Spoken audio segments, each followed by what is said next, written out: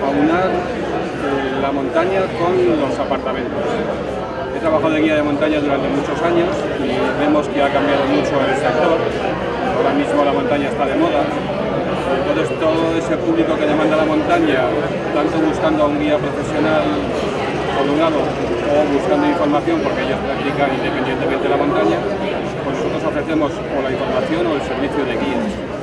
Por eso la empresa que teníamos de turismo activo, que se llamaba Vértigo, hemos dado un nuevo enfoque. Mis hijos se han titulado en montañas y son ahora guías de alta montaña, guías de descenso de barrancos, profesores de esquí. Entonces, bueno, damos desde la titulación ese servicio.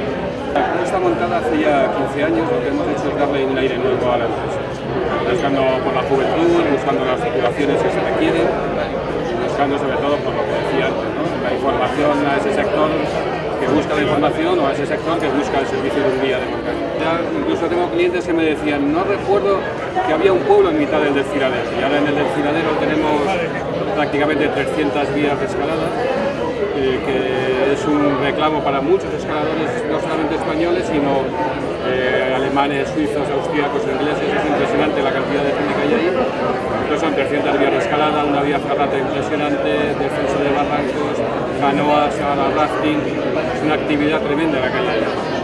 Y en la montaña pues igual, en los picos de Europa era difícil ver un esquiador de montaña, y ahora cualquier domingo en invierno, en primera hora del teleférico, pues ves a 60 esquiadores. Una de las principales dificultades ha sido que no hay reconocimiento en Cantabria del título de guía de montaña. En todas las comunidades españolas donde hay zona de montaña está reconocido el título, como son todas las comunidades de los Pirineos o incluso Asturias. Y en cambio en Cantabria no se reconoce este título y bueno, pues para nosotros es como un hándicap, pero estamos seguros que acabará reconociéndose y por lo tanto vamos como un poquitín adelante de otras. Pues le diría que si tiene ilusión, si le gusta la montaña y si le gusta el medio rural, pues que busque. Hay muchas oportunidades en el mundo rural. Es una pena que mueran los pueblos.